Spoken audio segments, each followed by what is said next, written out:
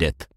खौफ की शुरुआत रात के समय, समुद्र की लहरों की धीमी आवाज, तेज और ठंडी हवा की सनसनाहट। क्या आप भूतों पर विश्वास करते हैं? अगर नहीं, तो शायद गुजरात के सूरत शहर से महज 21 किलोमीटर दूर स्थित डुमस बीच की खौफनाक सच्चाई आपकी सोच बदल दे। दिन के उजले प्रकाश में यह समुद्र तट एक आम पर्यटन स्थल की तरह खूबसूरत लगता है, लेकिन जैसे ही सूरज डूबता है और अंधेरा छाता है, यह जगह एक भयानक दुःस्वप्न में बदल जाती है। दूर से आती हुई किसी के रोंगटे खड़े कर देने वाली फुसफुसाहट।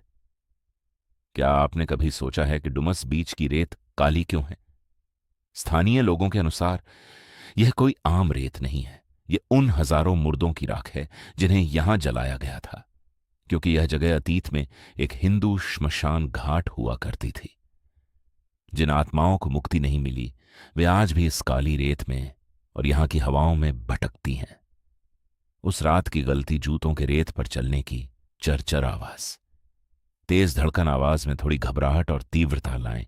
यह कहानी है समीर की, एक ऐसा नौजवान जो भूतों को महज एक अंधविश्वास मानता था। चेतावनी के बावजूद उसने रात के 11 बजे डुमस बीच पर अकेले जाने का फैसला किया। चारों तरफ घुप्प अंधेरा था। तभी समीर को महसूस हुआ कि हवा के झोंकों के साथ कोई अजीब सी खौफनाक हंसी और फुसफुसाहट उसके कानों में गूंज रही है। उसने पलटकर देखा, लेकिन वहां सिर्फ काली रेत और खामोशी थी। अचानक लहरों के शोर के बीच एक आवाज उभरी, समीर। एक औरत की बेहद दर्द भरी और जानी पहचानी आवाज जो दूर से आ रही हो। समीर के कदम वहीं रुक गए। वह आवाज उसकी मां की थी, वही मां जिनका 2 साल पहले देहांत हो चुका था।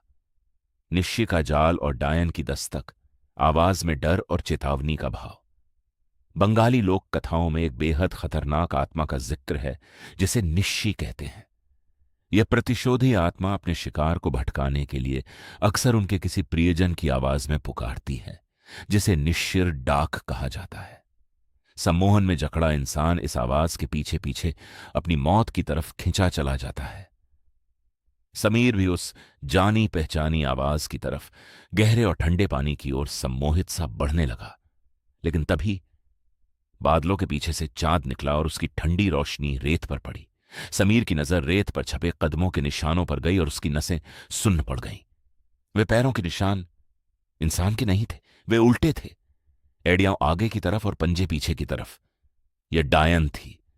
भारतीय लोक कथाओं के अनुसार एक डायन के पैर उल्टे होते हैं और उसके बेहद लंबे राक्षसी काले नाखून होते हैं।